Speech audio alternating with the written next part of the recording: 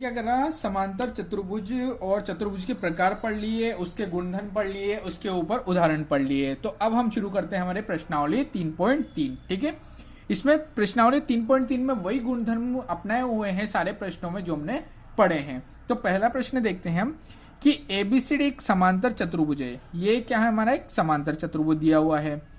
प्रत्येक कथन को परिभाषा या प्रयोग किए गए गुणों द्वारा पूरा कीजिए। हमें क्या कर रखा है, ये दे रखे हमें fill in the blanks type में। तो हमें परिभाषा जो हमारे गुण थे ना, उन गुणों के अकॉर्डिंग इनको भरना है। कैसे कि इन्होंने पहला दे रखा कि एडी बराबर होता है किसके, हमारे पास ए और डी, ये क्या एक भुजा है। हमने क्या पढ़ा था कि समांतर चतुर्भुज में दो सम्मुख भुजाएं बराबर होती है। तो ये जब ये जो भुजा हमारे पास, तो ये किसकी बराबर होगी, ये इस भुजा के बराबर होगी। क्यों होगी, क्योंकि ये सम्मुख है, आमने सामने है। ठीक है, हमने इसका गुणधर्म पढ़ा था। तो क्या हो जाएगी, एडी के बराबर क्या हो जाएगा, बीसी हो जाएगी। ठीक है, इसमें लिख देना आप ब्रैकेट में सम्मुख भुजाएं। ठीक है, दूसरा हमारे पास कि एंगल डीसीबी बराबर होगा। अब हमने पढ़ा था कि जब एक कोण होता है, सम्मुख कोण होता है, वो दूसरे सम्मुख कोण के बराबर होता है। तो जो बीच में जो सी लिया है ना, इसको हम कोण मानते हैं। ठीक है, अगर यहां पे होता डी ए बी, तो ये कोण ए वाला होता है, जो बीच में होता है उस कोण को मापा जाता है। ठीक है, तो यहां पे दिया हुआ डीसीबी, यानी कि ये वाला कोण जो किसके बराबर होगा, तो ये वाला इसके सम्मुख कौन सा, ये वाला कोण है। तो हम क्या लिखेंगे, एंगल डी ए बी के बराबर, एंगल डी ए बी के बराबर। ठीक है, यहां लिख देना सम्मुख कोण बराबर। ठीक है, हमारे दो हो गए प्रश्न। तीसरा हमारे पास है कि ओ सी किसके बराबर होगा, ओ और सी किसके बराबर होगा, ओ और ए के बराबर होगा। क्यों होगा, क्योंकि क्या है, ये क्या कर रहा है, हमारा विकर्ण क्या है, समद्विभाजित करता है। हमारा गुणधर्म चौथा जो हमने पढ़ा था। ठीक है, तो ओ सी बराबर किसके हो जाएगा, ओ ए के बराबर हो जाएगा। ठीक है, तो विकर्ण यहां पर परस्पर समद्वि विभाजित कर रहे हैं, ये आप लिख दीजिएगा। चौथा है हमारे पास कि एंगल डी ए और बी, ठीक है, बराबर है, प्लस एंगल सी डी और ए बराबर है, यानी कि ये वाला एंगल और ये वाला एंगल बराबर हो, जोड़ के कितना बनता है, समपूरक कोण बनाते हैं ना, ये और ये, तो कितना हो जाएगा, 180 डिग्री हो जाएगा ये। ठीक है, आगे बात समझ में आपको। तो ये हमारा पहला प्रश्न कंप्लीट होगा। दूसरा प्रश्न, निम्न समांतर चतुर्भुज में अज्ञात एक्स वाई जेड के मानों को ज्ञात कीजिए। हमें क्या करना है, इनको एक्स वाई जेड जो एंगल कोण दिए हुए हैं इनको मापना है। ठीक है, ये दो प्रकार से दो गुणधर्म बताए थे मैंने, एक तो सम्मुख कोण और दूसरा बताया था आसन्न कोण, जो संपूरक होते हैं। उसमें हमें एक्स वाई जेड की जो मानों का ज्ञात करना है, मान ज्ञात करना है। ये मैंने आपको उदाहरण में समझा दिए, आप उदाहरण से इनको सोल्व कर सकते हो। फिर भी मैं आपको थोड़ा सा हिंट दे देता हूं। जैसे एंगल बी दिया हुआ है, तो एंगल बी कितना दिया हुआ है, 110 दिया हुआ है। तो एंगल बी के सम्मुख कोण होता है वो कौन सा होता है, एंगल डी होता है।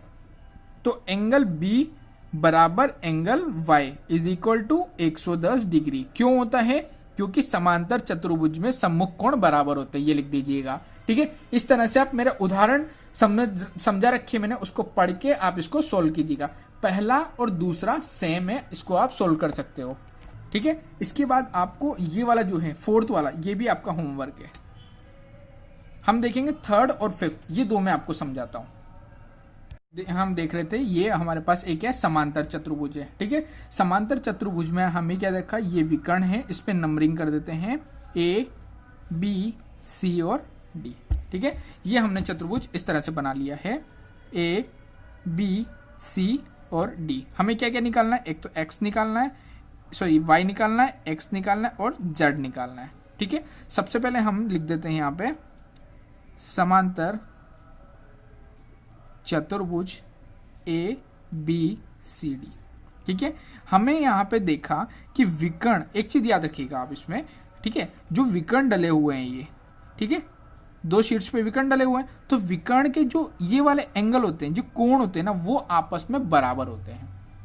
ठीक है, जहां यहां पर एक कोण हमें दे रखा है 90 डिग्री का, इस तरह से किसी भी रेखा पर इस तरह से चिन्ह आता है, तो ये क्या होता है, इस रेखा पर ये वाली रेखा है, इस पे क्या, ये लंब डला हुआ है और ये 90 डिग्री का कोण होता है इसमें।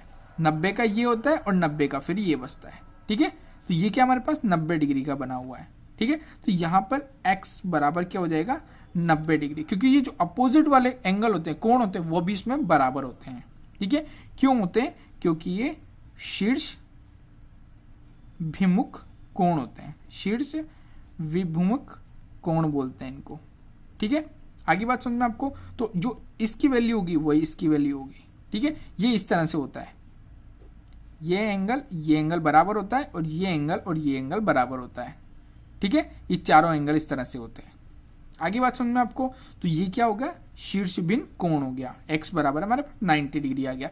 अब हमने x की वैल्यू फाइंड कर ली, तो हमारे पास ये वाला सब पोर्शन छोड़ दो, अब ये वाले पोर्शन को पकड़ लो। अब ये वाला पोर्शन, ये क्या बन गया हमारे पास? ट्राइंगल बन गया। ट्राइंगल कौन सा बना?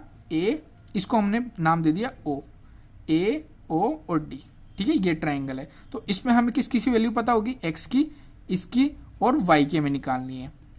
तो x plus y plus 30 degree बराबर, आप जानते हो कि एक त्रिभुज के जो आंतरिक कोण होते हैं वो कितने होते हैं? 180 डिग्री के बराबर होते हैं। ठीक है, यहाँ पर x की वैल्यू हमें पता है कितनी है? 90 डिग्री। y की हमें पता नहीं है, फाइंड करनी है, और यहाँ पे 30 बराबर 180 डिग्री हो गया। ठीक है, तो y बराबर कितना हो गया?